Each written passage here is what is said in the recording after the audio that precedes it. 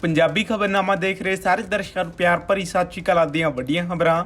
ਮੀਂਹ ਨੂੰ ਲੈ ਕੇ ਮੌਸਮ ਵਿਭਾਗ ਨੇ ਜਾਰੀ ਕੀਤਾ ਅਲਰਟ। ਜਾਣੋ ਕਦੋਂ ਹੋਵੇਗੀ ਭਾਰੀ ਬਾਰਿਸ਼। ਨੌਜਵਾਨਾਂ ਨੂੰ ਅੰਗਰੇਜ਼ੀ ਸਿਖਾਉਣ ਲਈ ਸੀਐਮ ਭਗਵੰਤ ਮਾਨ ਨੇ ਲਿਆ ਵੱਡਾ ਫੈਸਲਾ। ਆਪ ਵਿਧਾਇਕ ਦਾ ਟ੍ਰੈਫਿਕ ਮੁਲਾਜ਼ਮ ਨਾਲ ਪਿਆ ਪੰਗਾ। ਸੋਸ਼ਲ ਮੀਡੀਆ ਤੇ ਵਾਇਰਲ ਹੋਈ ਵੀਡੀਓ। ਪੰਜਾਬ ਕਾਂਗਰਸ ਦੀ ਬਗਾਵਤ ਵਿਚਕਾਰ ਦਿੱਲੀ ਆਰਡੀਨੈਂਸ ਤੇ ਆਪ ਦੇ ਹੱਕ ਵਿੱਚ ਉਤਰੇ ਨਵਜੋਤ ਸਿੰਘ ਸਿੱਧੂ। ਸੀਐਮ ਭਗਵੰਤ ਮਾਨ ਬਾਰੇ ਵੀ ਕਹੀਆਂ ਵੱਡੀਆਂ ਗੱਲਾਂ। ਹੁਣ ਖਬਰਾਂ ਵਿਸਤਾਰ ਦੇ ਨਾਲ। ਪੰਜਾਬ ਵਿੱਚ ਇੱਕ ਵਾਰ ਫੇਰ ਮੌਸਮ ਨੇ ਕਰਵਟ ਲੈ ਲਈ ਹੈ। ਸੂਬੇ ਵਿੱਚ ਜਿੱਥੇ ਕੱਲ ਬੱਦਲ ਛਾਏ ਰਹੇ ਤੇ ਕਿਤੇ ਦਰਮਿਆਨੀ ਅਤੇ ਤੇਜ਼ ਬਾਰਿਸ਼ ਦੇਖਣ ਨੂੰ ਮਿਲੀ, ਉੱਥੇ ਮੀਡੀਆ ਰਿਪੋਰਟਾਂ ਮੁਤਾਬਕ ਮੌਸਮ ਵਿਭਾਗ ਨੇ ਅਗਲੇ 4 ਦਿਨਾਂ ਤੱਕ ਭਾਰੀ ਤੋਂ ਦਰਮਿਆਨਾ ਮੀਂਹ ਪੈਣ ਦੀ ਭਵਿੱਖਬਾਣੀ ਕੀਤੀ ਹੈ। ਚੰਡੀਗੜ੍ਹ ਸਮੇਤ ਪੰਚਕੂਲਾ, ਮੋਹਾਲੀ 25 ਜੁਲਾਈ ਤੋਂ ਉੱਤਰ ਪੱਛਮੀ ਭਾਰਤ ਵਿੱਚ ਭਾਰੀ ਮੀਂਹ ਪੈਣ ਦੀ ਸੰਭਾਵਨਾ ਹੈ। ਹਿਮਾਚਲ ਪ੍ਰਦੇਸ਼, ਉੱਤਰਾਖੰਡ, ਪੰਜਾਬ, ਹਰਿਆਣਾ, ਚੰਡੀਗੜ੍ਹ, ਦਿੱਲੀ, ਉੱਤਰ ਪ੍ਰਦੇਸ਼ ਅਤੇ ਰਾਜਸਥਾਨ ਵਿੱਚ ਵੱਖ-ਵੱਖ ਥਾਵਾਂ ਤੇ ਭਾਰੀ ਤੋਂ ਦਰਮਿਆਨਾ ਮੀਂਹ ਪੈ ਸਕਦਾ ਹੈ। 25 ਜੁਲਾਈ ਦੀ ਗੱਲ ਕੀਤੀ ਜਾਵੇ ਤਾਂ ਭਾਰੀ ਮੀਂਹ ਦੀ ਚੇਤਾਵਨੀ ਦਿੱਤੀ ਗਈ ਹੈ। ਦਿਨ ਦਾ ਤਾਪਮਾਨ 32 ਅਤੇ ਰਾਤ ਦਾ ਤਾਪਮਾਨ 26 ਡਿਗਰੀ ਰਹੇਗਾ। 26 ਜੁਲਾਈ ਦੀ ਗੱਲ ਕੀਤੀ ਜਾਵੇ ਤਾਂ ਮੀਂਹ ਪੈਣ ਦੀ ਸੰਭਾਵਨਾ ਹੈ ਅਤੇ ਦਿਨ ਦਾ ਤਾਪਮਾਨ 31 ਅਤੇ ਘੱਟੋ ਘੱਟ ਤਾਪਮਾਨ 26 ਡਿਗਰੀ ਰਹੇਗਾ। 27 ਜੁਲਾਈ ਦੀ ਗੱਲ ਕੀਤੀ ਜਾਵੇ ਤਾਂ ਮੌਸਮ ਵਿਭਾਗ ਨੇ ਮੀਂਹ ਪੈਣ ਦੀ ਭਵਿੱਖਬਾਣੀ ਕੀਤੀ ਹੈ ਤੇ ਵੱਧ ਤੋਂ ਵੱਧ ਤਾਪਮਾਨ 31 ਅਤੇ ਘੱਟ ਤੋਂ ਘੱਟ ਤਾਪਮਾਨ 26 ਡਿਗਰੀ ਰਹੇਗਾ। ਮੁੱਖ ਮੰਤਰੀ ਭਗਵੰਤ ਮਾਨ ਨੇ ਪੰਜਾਬ ਦੇ ਨੌਜਵਾਨਾਂ ਲਈ ਵੱਡਾ ਉਪਰਾਲਾ ਕੀਤਾ ਹੈ। ਨੌਜਵਾਨਾਂ ਨੂੰ ਇੰਗਲਿਸ਼ ਸਿਖਾਉਣ ਲਈ ਸੀਐਮ ਭਗਵੰਤ ਮਾਨ ਨੇ ਵੱਡਾ ਫੈਸਲਾ ਕੀਤਾ ਹੈ। ਨੌਜਵਾਨਾਂ ਨੂੰ ਅੰਗਰੇਜ਼ੀ ਸਿਖਾਉਣ ਲਈ ਮੁੱਖ ਮੰਤਰੀ ਭਗਵੰਤ ਮਾਨ ਨੇ ਫੈਸਲਾ ਲੈਂਦਿਆਂ ਇੰਗਲਿਸ਼ ਫॉर ਵਰਕ ਪ੍ਰੋਗਰਾਮ ਤਹਿਤ ਉੱਚ ਸਿੱਖਿਆ ਵਿਭਾਗ ਅਤੇ ਬ੍ਰਿਟਿਸ਼ ਕੌਂਸਲ ਦੇ MOU ਸਾਈਨ ਕੀਤਾ ਹੈ। MOU ਤਹਿਤ ਮੁਫਤ ਅੰਗਰੇਜ਼ੀ ਟ੍ਰੇਨਿੰਗ ਲਈ ਉੱਚ ਸਿੱਖਿਆ ਵਿਭਾਗ ਪਹਿਲੇ ਬੈਚ ਵਿੱਚ 5000 ਵਿਦਿਆਰਥੀਆਂ ਦੀ ਚੋਣ ਕਰੇਗਾ, ਜਿਨ੍ਹਾਂ ਨੂੰ ਅੰਗਰੇਜ਼ੀ ਸਿਖਾਈ ਜਾਵੇਗੀ। ਇਹਨਾਂ ਨਾਲ ਇੱਕ MOU ਸਾਈਨ ਕੀਤਾ ਕਿ ਸਾਡੇ ਬੱਚਿਆਂ ਨੂੰ ਇੰਗਲਿਸ਼ ਫॉर ਵਰਕ ਉਹਦੇ ਵਿੱਚ ਟ੍ਰੇਨਿੰਗ ਇਹ ਸਾਨੂੰ ਦੇਣਗੇ। ਪੰਜਾਬੀ ਤਾਂ ਅਸੀਂ ਕਰਨੀ ਲਾਜ਼ਮੀ ਕੀਤੀ ਹੋਈ ਹੈ। ਪੰਜਾਬੀ ਇੱਕ ਲਾਜ਼ਮੀ ਵਿਸ਼ਾ ਪੰਜਾਬ ਦੇ ਵਿੱਚ ਔਰ ਕੰਪਲਸਰੀ ਸਬਜੈਕਟ ਹੋਣ ਦੇ ਨਾਤੇ ਪੰਜਾਬੀ ਸਭ ਨੂੰ ਪੜ੍ਹਨੀ ਪੈਂਦੀ ਵੀ ਹੈ ਔਰ ਸੱਚਾਈ ਦੀ ਵੀ ਹੈ। ਮੈਂ ਕਹਿੰਦਾ ਸਾਡਾ ਫਰਜ਼ ਵੀ ਹੈ। ਤੋ ਨਾਲ ਦੂਜੀਆਂ ਭਾਸ਼ਾਵਾਂ ਦੀ ਜਾਣਕਾਰੀ, ਭਾਵੇਂ ਉਹ ਫਰੈਂਚ ਹੋਵੇ, ਭਾਵੇਂ ਜਰਮਨ ਹੋਵੇ, ਹਾਇਰ ਐਜੂਕੇਸ਼ਨ ਡਿਪਾਰਟਮੈਂਟ ਸਾਡਾ ਜਿਹੜਾ ਡਿਸਾਈਡ ਕਰੂਗਾ। ਪਹਿਲੇ ਬੈਚ ਦੇ ਵਿੱਚ 5000 ਬੱਚੇ ਅਸੀਂ ਸਿਲੈਕਟ ਕਰ ਰਹੇ ਹਾਂ ਔਰ ਉਹ ਇੱਥੇ ਹੀ ਰਹਿਣਗੇ, ਇੱਥੇ ਹੀ ਉਹਨਾਂ ਨੂੰ ਨੌਕਰੀਆਂ ਮਿਲਣਗੀਆਂ, ਇੱਥੇ ਹੀ ਉਹਨਾਂ ਨੂੰ ਕੰਮ ਮਿਲੂਗਾ, ਤਾਂ ਕਿ ਕਿਉਂਕਿ ਇਹਦਾ ਨਾਮ ਹੀ ਇੰਗਲਿਸ਼ ਫॉर ਵਰਕ ਹੈ। ਕੋਈ ਵੀ ਨੌਕਰੀ ਲੈਣ ਲਈ ਇੰਗਲਿਸ਼ ਜਿਹੜੀ ਹੈ ਉਹ ਬੈਰੀਅਰ ਨਾ ਬਣੇ। ਚੰਡੀਗੜ੍ਹ ਟ੍ਰੈਫਿਕ ਪੁਲਿਸ ਦੇ ਸਬ ਇੰਸਪੈਕਟਰ ਲਖਵਿੰਦਰ ਸਿੰਘ ਨਾਲ ਆਪ ਵਿਧਾਇਕ ਅਮੋਲਕ ਸਿੰਘ ਦਾ ਵੀਡੀਓ ਸਾਹਮਣੇ ਆਇਆ ਹੈ, ਜਿਸ ਵਿੱਚ ਦੋਵਾਂ ਵਿਚਾਲੇ ਬਹਿਸਬਾਜ਼ੀ ਹੁੰਦੀ ਨਜ਼ਰ ਆ ਰਹੀ ਹੈ। ਸੋਸ਼ਲ ਮੀਡੀਆ ਤੇ ਵੀਡੀਓ ਵਾਇਰਲ ਹੋਣ ਤੋਂ ਬਾਅਦ ਮੀਡੀਆ ਅਦਾਰੇ ਨਾਲ ਗੱਲਬਾਤ ਕਰਦਿਆਂ ਆਪ ਵਿਧਾਇਕ ਅਮੋਲਕ ਸਿੰਘ ਨੇ ਕਿਹਾ ਕਿ ਮੈਨੂੰ ਨਾਕੇ ਉੱਤੇ ਰੋਕਿਆ ਗਿਆ। ਪੁਲਿਸ ਅਧਿਕਾਰੀ ਨੇ ਮੈਨੂੰ ਪੁੱਛਿਆ ਸੀ ਕਿ ਉਹ ਕਿੱਥੇ ਜਾ ਰਹੇ ਹਨ। ਮੈਂ ਉਸ ਨੂੰ ਕਿਹਾ ਕਿ ਤੁਸੀਂ ਕਾਗਜ਼ ਪੱਤਰ ਚੈੱਕ ਕਰ ਲਵੋ। ਮੇਰੇ ਗਨਮੈਨ ਨੇ ਕਿਹਾ ਕਿ ਇਹ ਵਿਧਾਇਕ ਹਨ ਤਾਂ ਪੁਲਿਸ ਮੁਲਾਜ਼ਮ ਨੇ ਕਿਹਾ ਕਿ ਇਹਦੇ ਵਰਗੇ 36 ਫਿਰਦੇ ਹਨ। ਪਹਿਲਾਂ ਵੀ ਮੇਰੀ ਪਤਨੀ ਅਤੇ ਮੈਨੂੰ ਅੱਧਾ ਘੰਟਾ ਉੱਥੇ ਖੜਾ ਰੱਖਿਆ ਗਿਆ। ਇਹ ਲੱਗੀ ਹੋਈ ਹੈ ਸਰ। ਤੁਸੀਂ MLA ਹੋ ਕੇ ਧਮਕਾ ਰਹੇ ਹੋ ਮੈਨੂੰ? ਹਾਂਜੀ ਮੈਂ MLA ਹਾਂ। ਹਾਂਜੀ ਮੈਂ ਔਨ ਡਿਊਟੀ ਹਾਂ। ਹਾਂਜੀ ਕੀ ਗਾਲ ਕੱਢੀ ਤੁਹਾਨੂੰ? ਕੀ ਗਲਤ ਬੋਲਿਆ ਸਰ? ਕੀ ਬੋਲਿਆ? ਕਿਆ ਬੋਲਣਾ ਤੁਹਾਨੂੰ? ਬੋਲੋ ਸਰ।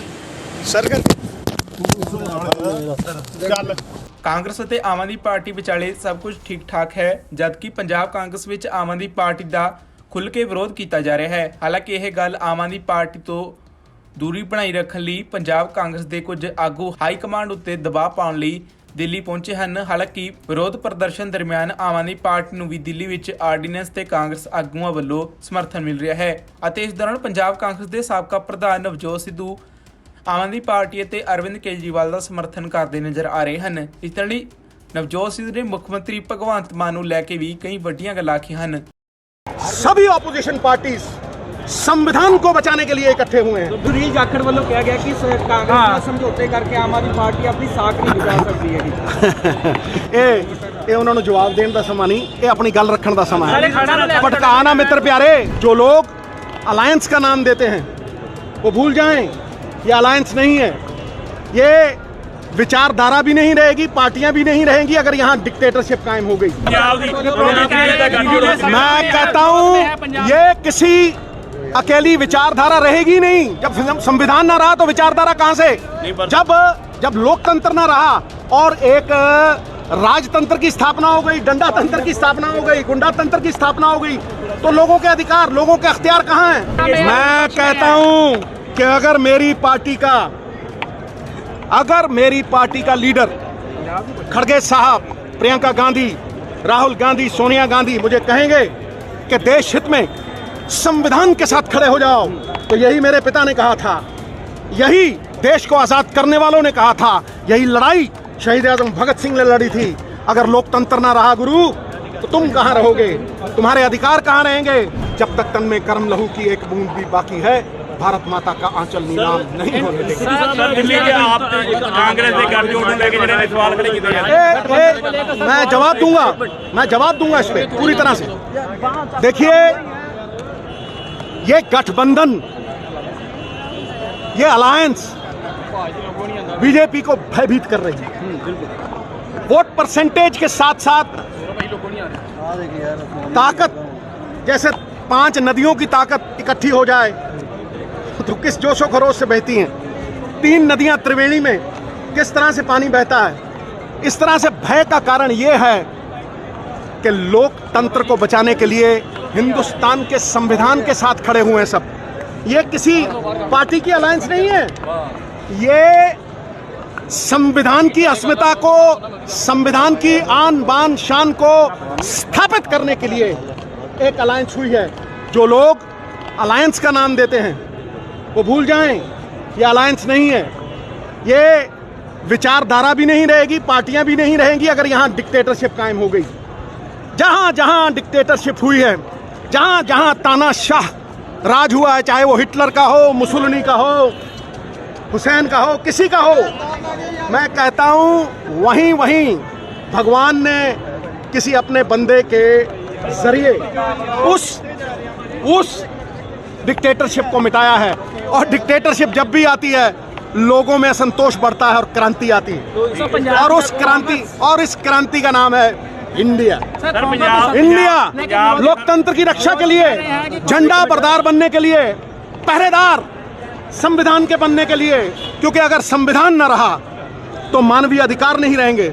और ये जो एजेंसीज हैं, ईडी, इलेक्शन कमीशन, जब कोई ममता बनर्जी अपने सूबे में ये कहती है कि ईवीएम यूज हुए हैं, तब तक शंका उठती है।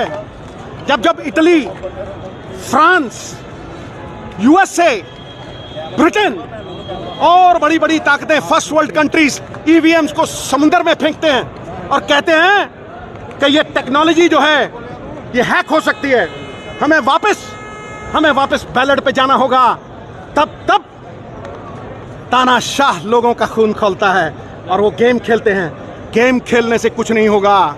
तूफान जब झूम के उठेगा, तिनकों से न टाला जाएगा, और उस तूफान का नाम है राहुल गांधी, उस तूफान का नाम है खड़गे साहब द्वारा एक ऐसी निर्मित इंडिया जिसको देख के पसीने छूट रहे हैं भारतीय जनता पार्टी वालों के, क्योंकि कुर्सी डगमगा रही है। भय चारों तरफ जो बांटते हैं, लोकतंत्र का डंडा तंत्र बनाने वाले, लोकतंत्र का गुंडा तंत्र बनाने वाले, सत्ता पैसों से हथियाने वाले, आज घबरा गए। मैं कहता हूं कि अगर मेरी पार्टी का लीडर खड़गे साहब, प्रियंका गांधी, राहुल गांधी, सोनिया गांधी मुझे कहेंगे कि देश हित में संविधान के साथ खड़े हो जाओ, तो यही मेरे पिता ने कहा था, यही देश को आजाद करने वालों ने कहा था, यही लड़ाई शहीद आजम भगत सिंह ने लड़ी थी। अगर लोकतंत्र ना रहा गुरु, तो तुम कहां रहोगे? तुम्हारे अधिकार कहां रहेंगे? अगर संविधान से ड्रॉ करने वाली एजेंसीज, ईवीएम्स की बात उठती है, इलेक्शन कमीशन ने डिस्क्वालीफाई किया राहुल गांधी को डिबेट के मामले में ऐसा होता है क्या? चाहे वो इलेक्शन कमीशन ने नहीं किया, कोर्ट ने किया, कानून भी कभी कभी सोता है लेकिन मरता नहीं। कानून सोता है, मरता नहीं, लेकिन कानून के जागने का वक्त भी आ गया है। तो जैसे पंजाब के सर किस तरह के हालात रहने पंजाब मैं कहता हूं ये किसी अकेली विचारधारा रहेगी नहीं। जब संविधान ना रहा तो विचारधारा कहां से? जब लोकतंत्र ना रहा और एक राजतंत्र की स्थापना हो गई, डंडा तंत्र की स्थापना हो गई, गुंडा तंत्र की स्थापना हो गई, तो लोगों के अधिकार, लोगों के अख्तियार कहाँ हैं? तो ये लोगों के अख्तियार के लिए सभी ऑपोजिशन पार्टीज संविधान को बचाने के लिए इकट्ठे हुए हैं और झंडा बरदार राहुल गांधी। ਪਰ ਸਰ ਪੰਜਾਬ 'ਚ ਕਿਹਾ ਜਾਂਦਾ ਸੀ ਵੀ ਜਿੱਦਾਂ ਦਿੱਲੀ ਦੇ ਵਿੱਚ ਜਿਹੜੀ ਮੀਡੀਆ ਖਰੀਦੀ ਗਈ ਹੈ ਮੋਦੀ मैं ਤੁਹਾਨੂੰ ਕਹਿ ਰਿਹਾ ਕਿ ਭਾਈ ਹਰੇਕ ਦਾ ਕੋਈ ਬੌਸ ਹੁੰਦਾ ਹੈ। ਹਾਈ ਕਮਾਂਡ ਜੋ ਤੈਅ ਕਰੇਗੀ ਉਹ ਸੋਚ ਸਮਝ ਕੇ ਤੈਅ ਕਰੇਗੀ ਔਰ ਹਾਈ ਕਮਾਂਡ ਅਗਰ ਕਨਸਟੀਟਿਊਸ਼ਨ ਨੂੰ ਬਚਾਉਣ ਦੇ ਲਈ ਸੁਨੀਲ ਜਾਖੜ ਵੱਲੋਂ ਕਿਹਾ ਗਿਆ ਕਿ ਕਾਂਗਰਸ ਨਾਲ ਸਮਝੌਤੇ ਕਰਕੇ ਆਮ ਆਦਮੀ ਪਾਰਟੀ ਆਪਣੀ ਸਾਖ ਨਹੀਂ ਬਚਾ ਸਕਦੀ ਹੈਗੀ। ਇਹ ਉਹਨਾਂ ਨੂੰ ਜਵਾਬ ਦੇਣ ਦਾ ਸਮਾਂ ਨਹੀਂ, ਇਹ ਆਪਣੀ ਗੱਲ ਰੱਖਣ ਦਾ ਸਮਾਂ ਹੈ। ਭਟਕਾ ਨਾ ਮਿੱਤਰ ਪਿਆਰੇ, ਜੇ ਅਕਾਲੀ ਦਲ ਨੂੰ ਮੈਂ ਇੰਨਾ ਹੀ ਕਹਿਣਾ, ਜੇ ਕੱਲ ਨੂੰ ਕੋਈ ਕਹੇ ਵੀ ਤੁਹਾਡਾ ਜਿਹੜਾ ਲੋਗੋ ਹੈ ਉਹੀ ਖੋਲਿਆ, ਹੁਣ ਤੁਸੀਂ ਅਕਾਲੀ ਦਲ ਹੀ ਨਹੀਂ ਰਹੇ ਜਿਵੇਂ शिव सेना ਨੂੰ ਕਿਹਾ ਸੀ, ਤੇ ਇਹ ਕਿਸੇ ਨਾਲ भी हो जाऊगा ना, ये किसी के साथ भी हो सकता है। तो मैं कहता हूं जितने इकट्ठे हो जाएं, जितने पहरेदार बन जाएं संविधान के, हमारे ग्रंथ के, उतने अच्छे। Sovereign socialist Republic, democratic Republic, ये उसके लिए लड़ाई है, संविधान के लिए लड़ाई है। लोगों की ताकत लोगों तक कहां पहुंच रही है? लोगों की ताकत चंद लोगों में सीमित रह गई है। नौकरियां कहां गई? बैंक लुट गए, देश पे सबसे ज्यादा कर्जा हो गया। कोई बात करता है? अरे भाई, हिंदुस्तान में सब है, सब। ये सेकुलर मुल्क है, था और रहेगा। ये उसी सेकुलर देश की अस्मिता, एग्जिस्टेंस की लड़ाई। ਪੰਜਾਬ 'ਚ ਸਰ ਆਵਾਜ਼ ਚੁੱਕਦੇ ਰਹੋਗੇ ਕਿ ਨਹੀਂ? मेरी बात सुनो, ਨਹੀਂ ਪੰਜਾਬ 'ਚ ਆਵਾਜ਼ ਚੁੱਕਦੇ मैं ਰਹੋਗੇ। कहता हूं पार्टी से ऊपर उठ के, एक बात कहता हूं, जो चोर है ठोक दो, जो चोर है विजिलेंस करो। क्या एतराज है भाई? क्या एतराज है? उसकी प्रॉपर्टियां सीज करो। अगर आमदनी नहीं तो प्रॉपर्टी कहां से? इसलिए इसमें किसी को जवाब देने में कोई दिक्कत नहीं होनी चाहिए, पॉलिटिकल वेंडेटा नहीं होना चाहिए। लेकिन अगर किसी ने पंजाब का पैसा मारा है तो इस मामले में तो मैं भगवंत मान साहब के पास सवाल करता हूं। 270 हो गए, जवाब नहीं आया। बताओ मान साहब, ये रेत माफिया कौन चला रहा है भाई? हैं? ये दारू माफिया कौन चला रहा है भाई? हैं? वो माफिया, वो जो केबल वाला था, गुरु ठंडे पड़ गए हैं, क्योंकि यही जीएसटी के बाहर है। यही शराब, पेट्रोल, डीजल 3 रुपए बढ़ा दिए, उधर से फ्री बिजली, एक जेब में डालो दूसरी से निकालो। ठीक है? रेत माफिया 15,000 दी ट्राली, जी 3,000 दी मिलती सी। ठीक है कि नहीं? बाढ़ खतरा आने से पहले टाला जा सकता है। बाद में आप अपने पजामे गीले करके दिखाते रहो, उससे कोई फायदा नहीं होगा। एक बात याद रखना, सेम नालों की क्लीनिंग होनी चाहिए थी। ड्रेनेज जितनी है उसकी क्लीनिंग होनी चाहिए थी। फ्लड कभी नहीं आता अगर चो साफ होते।